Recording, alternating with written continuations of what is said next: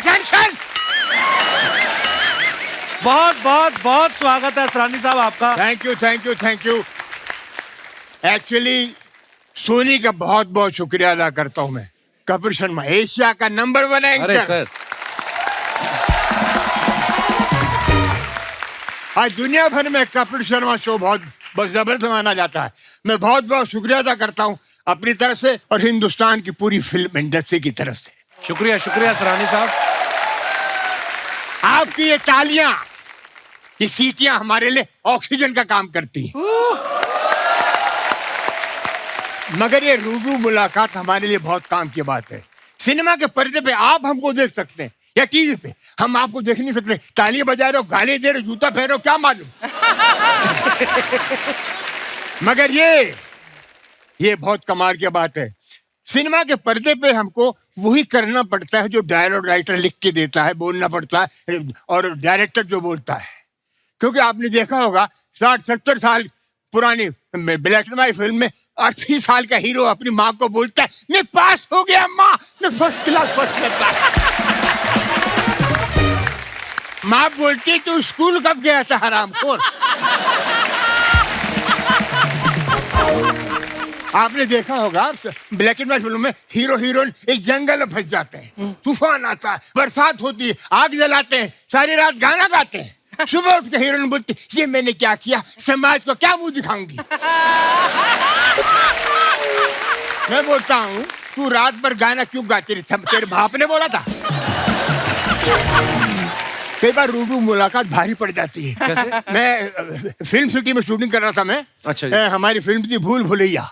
हाँ। और सामने चल रही थी ओम शांति ओम, शाहरुख खान की फिल्म। तो एक पति पत्नी मेरे पास आए, 7 महीने का बच्चा है लेके गोद में उनके था। बोलते हैं असरानी साहब आपके साथ फोटो खिंचवाना है। अच्छा जी। मेरा बच्चा बड़ा होगा तो यार मैंने अच्छा। और बच्चे को बोले असरानी। 7 महीने का बच्चा अपने बाप को नहीं पहचानता। असरानी। वाह वाह वाह, क्या बात है। क्या हुआ, सामने शाहरुख खान आया। अच्छा, तो फोटो तो खिंचाई, बच्चा मेरी गोद में छोड़ के भाग गए। मैं बोला रुको, बच्चा तो ले जाओ। मैं मेरे गोद में पति पत्नी दोनों भाग गए। मैंने कहा बच्चा, आपका बच्चा। बोले बच्चा तो फिर हो जाएगा, शाहरुख खान काम मिलेगा। गुरुदेव प्रणाम। वाह वाह वाह। बस 2 मिनट और। जी जी सर, आपका मंच है आज। आप देख रहे हैं लोग कितना एंजॉय कर रहे हैं आपकी साहब बातों मैं अर्ली मॉर्निंग जुहू बीच पे वॉक करने का, टोपी लगा के 6:30 बजे अंधेरे में कोई पहचाना नहीं। हाँ। ऐसा करके मैं जा रहा हूँ चुपचाप, अंधेरे में आवाज आती असरा नहीं। मैं बोला ये कौन है साला। मैंने मुड़ के नहीं देखा, मैं चलता रहा। पीछे बोल तू असरानी है, तू असरानी है। मैंने कहा नहीं तू असरानी है। और सामने आ गया, मैंने देखा गेरुए वस्त्र पहन के एक सन्यासी था। ये तू असरानी है। मैंने कहा नहीं तू है, टोपी उतार, टोपी उतार। मैंने उतार ली, असरानी है, असरानी है। क्या बात है। थैंक यू, असरानी अरे ji, thank you, I love you। बहुत बहुत धन्यवाद। Thank you very much. Thank you sir. आइए, बहुत बहुत स्वागत है। जोरदार तालियां असरानी साहब के लिए। क्या एनर्जी है असरानी साहब की, वाह। असरानी साहब, मैं 81 में पैदा हुआ हूं और पहली फिल्म अगर मैंने देखी असरानी साहब जिसमें थे शोले, कोई लगभग 50 साल होने को आए, 75 में रिलीज हुई थी शायद। उसमें भी उतनी एनर्जी आज थोड़ी और ज्यादा दिख रही है। अच्छा। गुरुदेव, कौन सा च्यवनप्राश खाते हैं आप? एक्चुअली मैं सच बोलता हूँ, मैं आप जैसे लोगों से इंस्पायर होता हूँ। अरे क्या बात कर रहे हैं सर। ऐसी एनर्जी रात करते हो, रात करते हो आप सब कुछ जो करते हो। जो शो जी। असरानी साहब, ये जो आपने जेलर का किरदार किया जी, लोगों के मन में जेलर की इमेज क्या होती? बड़ी कड़क, कि जेलर होगा तो सख्त होगा, कोई जेल में परिंदा भी पर नहीं मार सकता। आपने उसमें जो लुक था आपका, बिल्कुल हिटलर जैसा लुक। हाँ। लेकिन इतना लवेबल कर दिया उस कैरेक्टर को, इतना मजेदार कर दिया। वो हिटलर वाला अंदाज कैसे आया सर उसमें? मुझे मुझे रखी थी आपने बड़ी। मैं आपको एक बात बताऊं, जी कई लोगों को मालूम नहीं होगा। जी सलीम जावेद, रमेश सिप्पी, इन लोगों ने मुझे बुलाया, वर्ल्ड वॉर सेकंड की किताब दिखाई। उसमें 15-20 पोस्ट थे हिटलर के, ऐसे खड़ा है वैसे खड़ा है। आपको पता होगा, नहीं होगा पता नहीं होगा। नहीं होगा।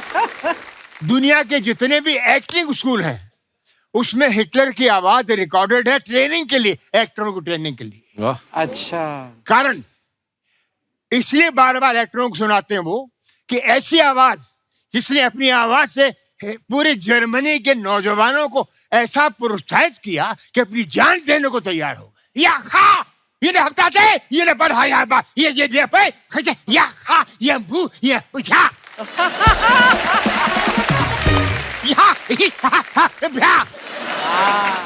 ये शहाद ये मार ये यानी अपनी जान दे दे, मर जा उल्लू के पट्टे मर जा। जोरदार तालियां यार असरानी साहब के लिए। वाह। मैं कपिल एक बात कहना चाहूंगा कि नो डाउट हमने अपनी तरफ से जो जो कोशिश करनी थी कि जितना मुस्कुराहट लोगों के चेहरों पे लाना चाहते थे लाए, लेकिन सबसे ज्यादा क्रेडिट मैं आपको दूंगा और ये सच है कि आपने इस प्लेटफॉर्म पे कॉमेडियंस को बुला के और कॉमेडी को जो रिस्पेक्ट दी है, I think I should stand up and clap. Sir ये बहुत बड़ी बात आप बोल रहे हैं और हमने तो ख्वाब में भी नहीं सोचा था कभी आपसे मुलाकात करेंगे। और आज आप हमारे शो पे आए, ये ऊपर वाले की मेहरबानी है सर। Thank you. सर मैं ये जानना चाहता हूं कि आप तीनों ने हमारे शो पे आने में इतना टाइम कैसे लगा दिया? आपको हमारे शो का पता नहीं था या आपको ऑटो नहीं मिल रहा था तीनों को साथ में? Sharing auto. ऑटो तो आज में नहीं मिल रहा था, मैं गाड़ी में लेके आया हूँ। वो बात अलग है कि रास्ते में 3-4 बार धक्के मारने पड़े गाड़ी को। इनको वो दूसरी बात है। बट एक बात अर्चना जी, बड़े मजे की बात है जब मुझे मैसेज मिला कि ऐसे शो में असरानी जी, टिंकू जी और पेंटल साहब आ रहे हैं, तो आप आना चाहेंगे? हाँ। मैं कि सबसे पहले मैं ये दुनिया को इत्तला दे दूं कि जो ये 3 मस्केटियर्स बैठे हैं, हाँ। हम लोग इंस्टीट्यूट के हैं, FTII के तीनों। हमारे फिल्म इंस्टीट्यूट के अंदर आज तक ये चल रहा है, हाँ। चाहे सालों साल हो गए हमको वहां से अपना डिप्लोमा लिए हुए, कि अभी भी अगर असरानी जी मुझे बोले जूनियर शक्ति कपूर कम यार, मैं ऐसे भागता भागता जाऊंगा। Yes sir. Stand up, relax, okay, go to hell. Go to hell. लेकिन मेरा सफर एक खलनायक से विलन, आज भी विलन के रोल कर रहा हूं, लेकिन कॉमेडी शुरू की। जब कॉमेडी की मैंने पहली फिल्म की, वो पेंटल साहब थे, उसमें सत्य पे सत्ता थी। वाह, बड़ी प्यारी। बहुत अच्छी फिल्म थी। और जब मुझे राज सिप्पी ने बोला कि आप कॉमेडी का रोल करेंगे, तो मैंने कहा यार अच्छा वाला ये विलन का रोल का धंधा चल रहा है, क्यों कॉमेडियन बना रहे हो यार? बोले नहीं, ये 7 हीरो हैं। हाँ। और जब स्क्रिप्ट सुनी क्या, कादर खान साहब ने कैसेट सबको बांट दिए। अच्छा। सबके रोल उसमें थे, मतलब डायलॉग। अच्छा जी। उसके बाद एक फिल्म आई मवाली, तो पहला शॉट था कादर खान साहब मुझे चांटा मारते हैं धाड़ में नीचे। सेकंड शॉट अरुणा रानी, वो चांटा मारती है, मैं नीचे। फिर तीसरा जैसे मैं नीचे हूं तो वो जीतू साहब कूल्हे पे मेरे लात पड़ती है, मैं फिर नीचे। मैं कहा मेरा करियर खत्म। मैंने कहा इन लोगों ने मेरे जिस्म का कोई भी इलाका नहीं छोड़ा जहां पे मुझे मार नहीं पड़ी हो। कादर खान साहब के पास मैं गया, सर मैं आपके चरणों को हाथ लगाता हूँ, मेरी शाम की टिकट करा दो। मुझे ये फिल्म नहीं करनी है, मेरा करियर खत्म हो जाएगा, अभी तो मेरी शादी भी नहीं हुई है। कहता हूँ हमको पता क्या क्या करता है तू। फिर ये अपना वीरू देवगन साहब फाइट मास्टर थे, उन्होंने मुझे कोने में ले गए और मेरे कान में बोला, तक शक्ति पंजाबी में बोला, मैं पिक्चर देखी है, अगर तू रोल करेगा ना तू अगर चंड खानी है तो खा, खा। लत खानी है तो खा। हाँ। मैं कहा खाना भी मिलेगा, वो भी खा। तू खा और बेशर्मा वाकन खा। अच्छा। तू एक जो पिक्चर रिलीज होगी, हाँ। तेरे को क्या नाम मिलेगा, पर हुआ वही। क्या बात है? मवाली जब हिट हुई, वाह। मेजर हिट हुई। अच्छा सरानी साहब, आपने इतने मजेदार किरदार किए हैं जी और ज्यादातर कॉमेडी रोल्स किए हैं, आप इतने हैंडसम हैं। है? अब शुरू से कैसे है?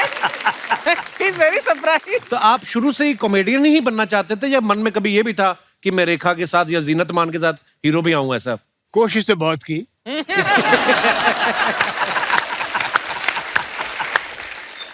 मगर मैं फिल्म शूट में था तो वहां की डिप्लोमा फिल्में बनती थी, अच्छा 10 जी। मिनट की। तो अच्छा मेरे जी। 3 फिल्में लेके मैं बॉम्बे आ गया, वो डब्बों में आती थी। अच्छा जी। तो मैंने छोटा सा शो रखा। अच्छा जी। तो उसमें आ गए LV Prasad director producer, BR Chopra, Pramod Chakraborty और एक साहब यश चोपड़ा वगैरह सब थे। अच्छा जी। मेरी तीनों फिल्म देख के बाकी सब तो उठ गए, एक आदमी बैठा रहा, अच्छा जी। एलवी प्रसाद, अच्छा। अच्छा। साउथ के प्रोड्यूसर डायरेक्टर, बहुत बड़े। बाद में बहुत उनका मैंने फिल्म में काम किया। तो मैं देखता रहा कि ये मुझे काम जरूर देगा, बेचारा अकेला बैठा हुआ है।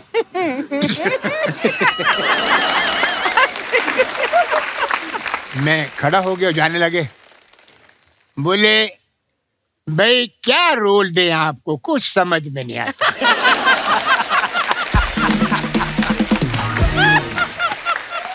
हीरो आप लगता नहीं,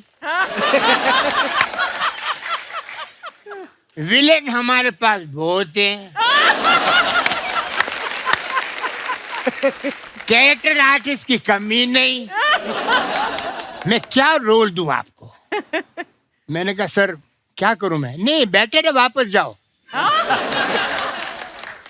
तो मैंने कहा मैं तो जयपुर जाया था, वहीं जाओ।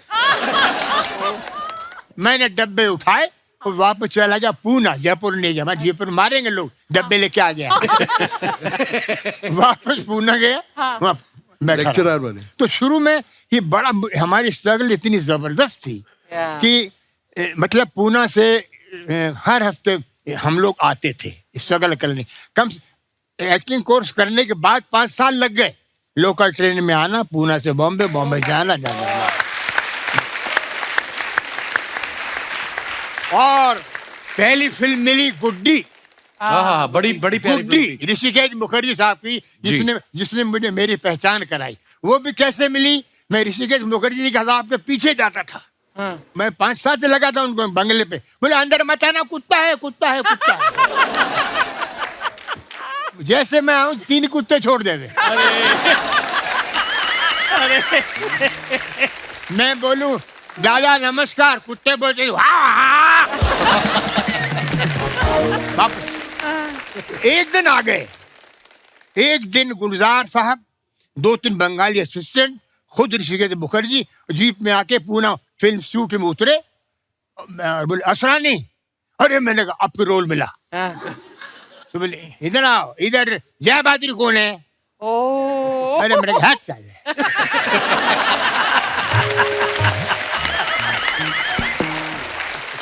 जय बहादुर कौन है? मेरी माँ है। ऐसा लगा बोलूं, बोला नहीं बोला नहीं। ये अभी सोच के चेंज किया। मैं आपको 1 मिनट खत्म नहीं हुआ रे। ये परसों तक चुप नहीं होगा। मुझे कपिल बोलते थे कि शक्ति तू चुप नहीं होता, आज मेरा बाप सामने। नहीं तो मुझे बोला जय बहादुरी कहाँ पर है कि देखा है? मैंने कहा हाँ सर, वो तो है स्टूडेंट है, वो कैंटीन में चाय पी रही थी। मैं गया उनके पास, मैंने कहा ऋषिकेश मुखर्जी मिलना चाह रहे हैं। हाथ से प्याला टूट गया चाय का। ऋषि काकू, और वो आ गई। तो उन्हें अच्छा ये है, देखा उनको चाहिए था गुड्डी में लड़की। तो मैंने इनके असिस्टेंट से पूछा कि यार ये तो इनको ले लेंगे, मेरा कुछ है क्या? बोले नहीं हम कुछ बोल नहीं सकते, ये बड़ा खतरनाक आदमी है ऋषिकेश मुखर्जी, अगर जरा भी कहानी बता दी मारेगा। तो मैं गुलजार साहब को मैंने बोला गुलजार साहब लड़की ले रहे हैं जय बहादुरी को, मेरा कुछ है क्या? बोले यार तू बोलना नहीं, उसमें छोटा सा रोल है, जो लड़का हीरो बनने आता है एक्स्ट्रा बन जाता है। मगर बोलना नहीं, मेरा नाम मत बोलना रिश्ता को। ठीक, रिश्ता आ गए, बस बैठने वाले गाड़ी। मैंने कहा दादा प्रणाम, 4 साल हो गए हैं। हाँ मालूम है।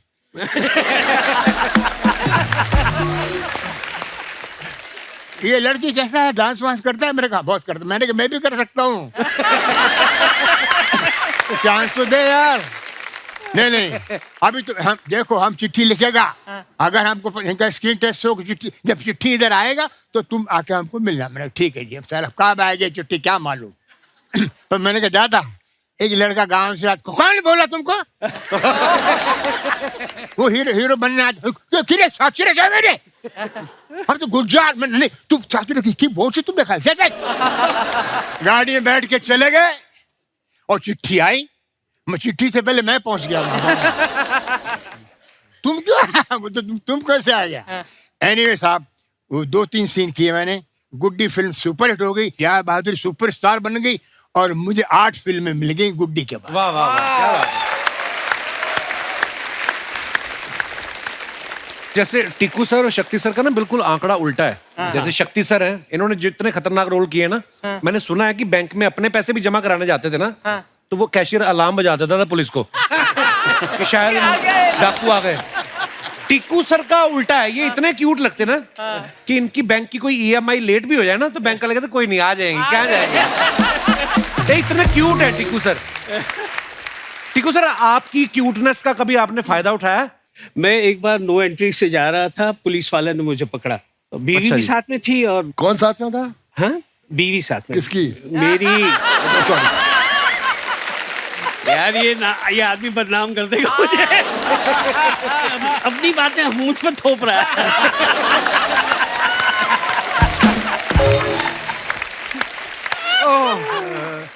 अब मुझे पकड़ा, उन्होंने साइड पे रोका और वही ट्रैफिक हवलदार, अरे सर आप हैं? बोले हाँ मैं हूँ, क्या चाय पानी लेंगे? तो बीवी बोलती कमाल है, और इनको पकड़ते हो तो चाय पानी देते हो।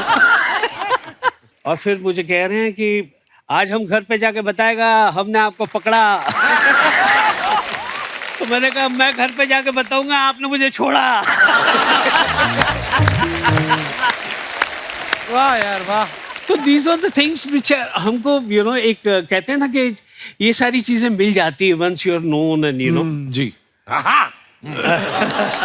टीकू सर, शुरुआत कैसे हुई थी आपकी? आप कैसे आए फिल्मों में? मैं एक्चुअली थिएटर करता था। फैमिली में कोई था आपकी एक्टिंग फील्ड में? नहीं कोई नहीं था। मेरे पिताजी तो डॉक्टर थे। अच्छा जी। और मैं एक ही था जो। आप भी सीनियर लॉयर लगते हैं हाई कोर्ट के, है ना? तो आज पहना भी है। काश बनता। फिर एक प्ले हमारा देखने आए थे, ये जो है जिंदगी के हमारे डायरेक्टर। तो उन्होंने देखा, बोला छोटा सा रोल है, करेगा? मैंने कहा ये जो है जिंदगी में कौन नहीं करेगा। कुंदन शाह साहब थे। अच्छा। तो हम गए तो लाइन में बस ये क्या हो रहा है लिखा हुआ था 5-6 बार। बोले ये बोलना है? बोले हाँ, जब भी तेरे को बीच में ऐसे दिल करे ना तो बोल देना ये क्या हो रहा है। बस बोलो ओके ठीक है, बोल देता हूँ। और पता नहीं किस तरह से बोल दिया या क्या जोर लगाया मैंने। So famous that line became. It became a His famous line. identification actually. ये क्या हो रहा ये है? क्या हो रहा है? 50,000 तरीकों से बोला था तुमने, अलग अलग तरीकों से। ये क्या हो रहा है? मुझे अपना टैलेंट दिखाना था। बस वहां से बस शुरुआत हो गई। Thank you. अच्छा, हमारे शो में ना पेंडल साहब कभी कभी लड़के लड़कियां बन के आते हैं। ये आइडिया हमने रफू चक्कर से लिया था जब आप पहली बार लड़की बने थे, और आप लग भी बड़ी खूबसूरत रही थी। वो तो अभी भी है। नहीं जब वो सीन शूट कर रहे थे तो टाइम लगता है शूट करने में, बीच बीच में कभी बाथरूम भी जाना पड़ता है, तो फिर कौन से वॉशरूम यूज करते थे आप? कंफ्यूजन नहीं हुआ किसी को देख के? नहीं, कंफ्यूजन नहीं होता था, बस उनकी आंखें बाहर आ जाती थी जब हम जेंट्स में जाते थे। But Kapil, I must share one thing. एक पिक्चर हमने की थी तरकीब, अच्छा जी। मिठुन एंड मैं भी था।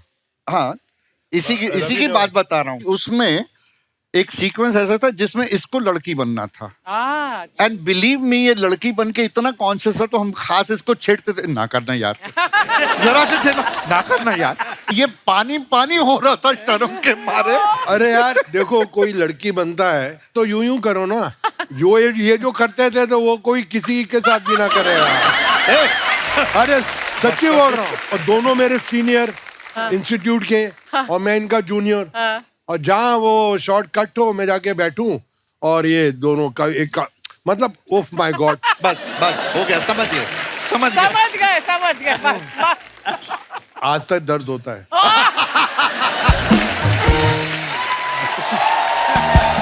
दिल में। अच्छा 1970 में हमने सुना कि जब उमंग फिल्म बनी तो असरानी साहब और पेंटल साहब दोनों न्यू कमर थे, मगर पेंटल सर को बोलते कि ज्यादा पैसे मिल गए। और असरानी साहब ये सच्ची बात है असरानी साहब? यस यस मैं बताता हूँ। हम सब लोग साइन हुए, it was film by Guru Dutt films, तो उन्होंने हम सबको बुलाया और कहा कि जो डांस अच्छा करता है उसको लेंगे। या तो सबसे पहले मुझे घुसेड़ दिया डांस के लिए, तो मेरे जो आता था ना सारा पिटारा खोल के रखा। अच्छा। उसका असर ये हुआ कि ही सेड वेरी गुड। तो महीना 2 महीने गुजरे होंगे, पहली तनख्वाह 700 रुपया महीना, असरानी साहब, मैं, सुभाष खई, हम सुभाष सबको घई। 700 रुपए महीना। Which year is this? कौन सा साल? 69। 69। वाह। तो 700 रुपए महीना पहला चेक मिल गया। दूसरे चेक से पहले पता नहीं क्या हुआ, आत्मा जी को कुछ मुझ में एक्स्ट्रा दिखा होगा, तो ही सेड मैं तुझे 5 साल के लिए कॉन्ट्रैक्ट में रखना चाहता हूँ। अच्छा। ऐसे जरूर। तो उन्होंने कहा पहले साल 700 रुपया महीना चलेगा, दूसरे साल 1000, तीसरे साल 1250, इस तरह 250 रुपए मैं बढ़ाता जाऊंगा। तो मैं थोड़ा ड्रामा वरामा किया कि नहीं कम है ये, तो अच्छा बताना कितना, चिढ़ गए, बताना कितना। मैंने कहा पहले साल 1000, फिर 1500, फिर 2000, फिर 2500, इस तरह। अच्छा ठीक है। वाह। तो जब चेक आया तो सबको पता लग गया कि पेंटल को 1000, क्योंकि हीरो को और पेंटल को 1000 मिल रहा था, अच्छा। इन सबको 700। तो उसके बाद जब भी मौका मिलता था, जब कभी हम बैठते थे आराम से जी। तो ये 700 की खुजली निकलती थी सुभाष की, और की बात गई। तूने ज्यादा पैसे लिए हमसे। असरानी साहब आपने 300 रुपए कैसे वसूले फिर इनसे? तो सुभाष गई और हमको लगा यार ये इसका आंदोलन करना चाहिए। ये गलत है, जी। गलत है। सब फिल्म इंस्टीट्यूट से हैं, थोड़ा डांस अच्छा आता है तो इसका क्या मतलब है? तो सुभाष गई हमारे लीडर, अच्छा जी। और 2-3 को और को तैयार किया, बाकी सब भागे, मैं साथ में था। अच्छा जी। ऑफिस आत्माराम जी के ऑफिस में नॉक किया, आपसे मिलना है, बुला जाइए। सर ये क्या है, आप हमको 700 रुपए देने और लोकल पास अंधेरे टू चर्च गेट, उसका क्या फायदा? और उसको 1000। बोले सुभाष तुमको डांस आता नहीं। बोले डांस हम कर सकते हैं। मेरे आता नहीं, कर क्या सकते हो, देख लिया ना। उसमें हमारे सुभाष के को डांस नहीं आया, एंड तक नहीं आया। उसमें हमारे कैरेक्टर थे FTII अगेन बलदेव खोसा, जो MLA भी बने बाद जी में। जी जी। तो बलदेव खोसा साहब को भी ले लिया गया था। अब उनकी पंजाबियत बहुत आती थी हिंदी में, हाँ। तो उन्होंने कहा यार मेरे बहुत पंजाबी आती है हिंदी में, मुझे कुछ करना चाहिए, करो। तो उन्होंने उर्दू का टीचर रखा। वो घर पे आके उनको उर्दू और हिंदी सिखाता था। महीने बाद हम मिलने गए तो वो सत श्री अकाल कर रहा था। उसकी उर्दू खराब हो गई थी। गुरुदत्त फिल्म्स जो हम काम करते थे, एक फिल्म बनाई थी ये गुलिस्ता हमारा। अच्छा जी। उसमें देव साहब, देवानंद हीरो, आत्माराम जी डायरेक्टर। सबसे पहले 4 बजे जगने वाले देवानंद। अच्छा जी। जैसे आपके अक्षय कुमार को 4 बार पकड़ा ना अपन, आप 4 बजे सबको जगा देते हैं, सेम थिंग देवानंद साहब। अच्छा। तो एक फिल्म कर रहे थे हम, कलाबाज। अच्छा जी। खजाने की तलाश में हम नैनीताल जाते हैं और रास्ते में इनको मालूम पड़ जाता है कि खजाना कहाँ पर है। एक पुजारी जो बोट में बैठा है बता देता, हंगल साहब प्ले कर रहे हैं। अच्छा जी। हंगल साहब बोट में मर जाते हैं, उनकी लाश को मड आइलैंड पे उतारते हैं। अच्छा। और देव साहब को उस पिक्चर में जो गुरुदत्त फिल्म थी उसमें उनको रोने का सीन था।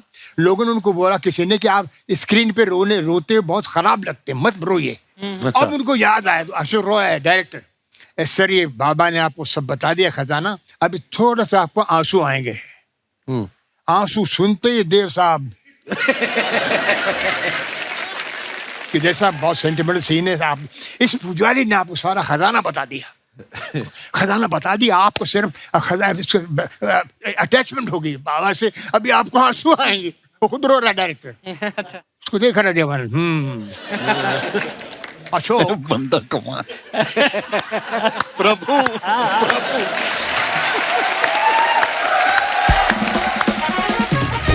वो हंगर साहब लेटे हुए हैं, डायरेक्टर को कंधे पे हाथ रखा देवानंद ने।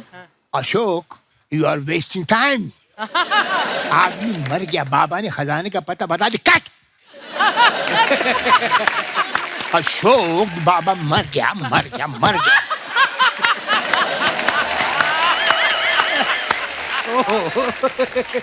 वो हंगल साहब, टेक करते हो क्या?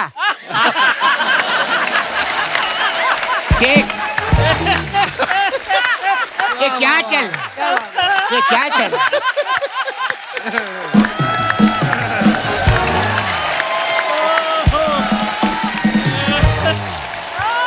वाह वाह वाह, क्या बात है। Ashok, no, the man is dead.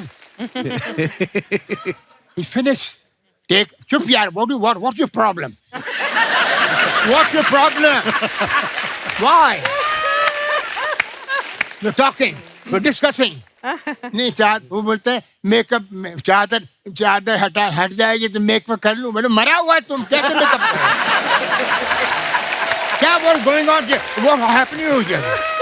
Come on, Hangal. Ashok बाबा मर।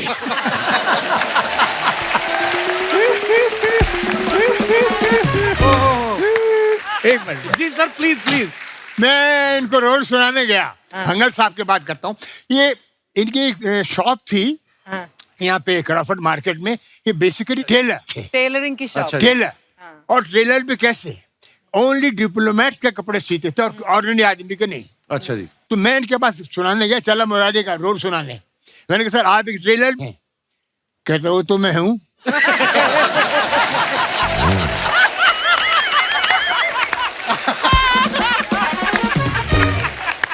क्या बात है। असरानी साहब की बातें सुन के लगता है कि इनको कोई स्क्रिप्ट भी देता था कि अपने आप ही शुरू हो जाते थे।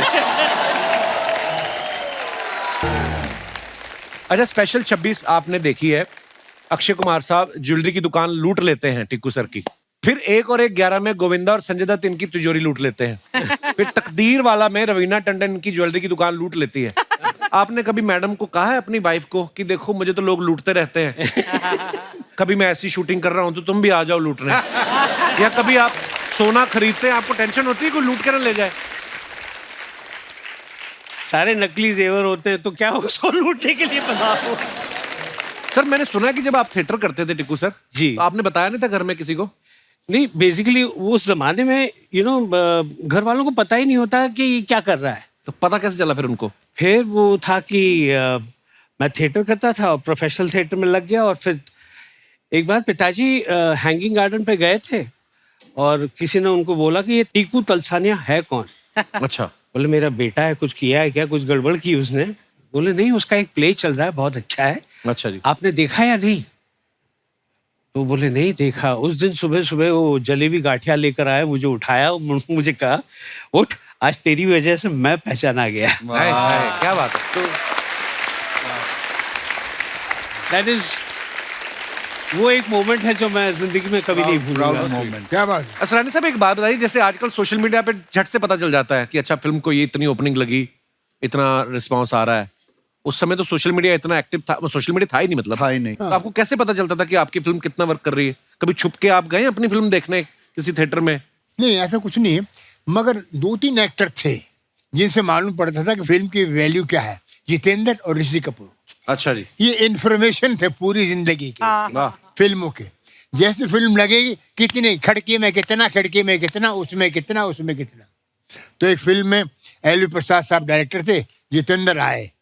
अच्छा जी। फिल्म का नाम था उधार का सिंदूर, मैं भी था उसमें। अच्छा मैं भी था, भी बहुत। हम लोग थे। अच्छा जी। तो आए वो जितेंद्र, बॉबी लगी थी, अच्छा, और एलवी प्रसाद डायरेक्टर, तो उनको बोलते फादर फादर, उसको फादर बोलते, फादर बॉबी खड़की में 22,000, पूना में 23,000, उसमें बोला जीतू डायलॉग याद है क्या तुमको अपना? डायलॉग याद करो। कोई भी किस्सा सुनाते हैं सरानी साहब। Mind blowing. वाह। हम लोग दे दनादन फिल्म कर रहे थे एक साथ में। हाँ। मतलब हम लोग के लंबे लंबे ब्रेक होते थे, बहुत बड़ी कास्ट थी, और आप जो किस्से सुनाते थे, मतलब हम लोग हंस हंस के हमको जी नहीं करता था शूटिंग करने का। उसमें मैं भी था। एक और बात मैं बता दूं कि शक्ति is one of my sweetest and oldest friend, या एंड आज आप सब यहाँ बैठे हैं, मैंने आप सबके साथ काम किया है, Yeah. And you are such gentleman truly and My such God. sweethearts to work with. Thank you. Stand up on me please. Yes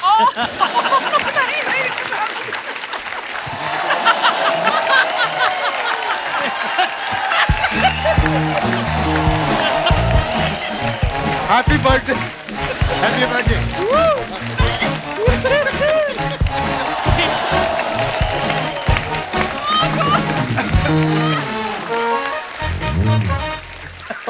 I take everything back.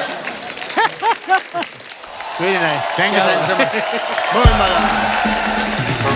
ये देखो, तो सरानी साहब एक बात बताइए, हैंडसम आप इतने प्यारे, हाँ कोई ऐसे कोई पीछे नहीं पड़ गई आपके कि सरानी साहब आपसे ही शादी करनी कोई? हाँ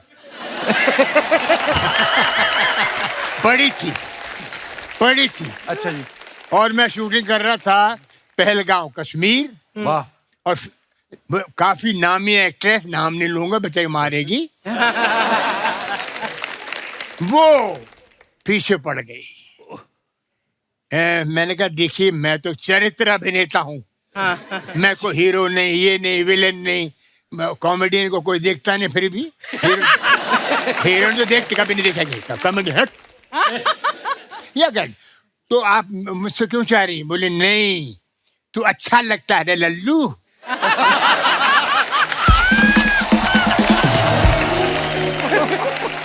तो मैंने कहने मगर ऐसा कुछ नहीं, चलो मैंने मेरा थोड़ा लगा कश्मीर है, ठंडा मौका है, मैं कुछ देख लूं।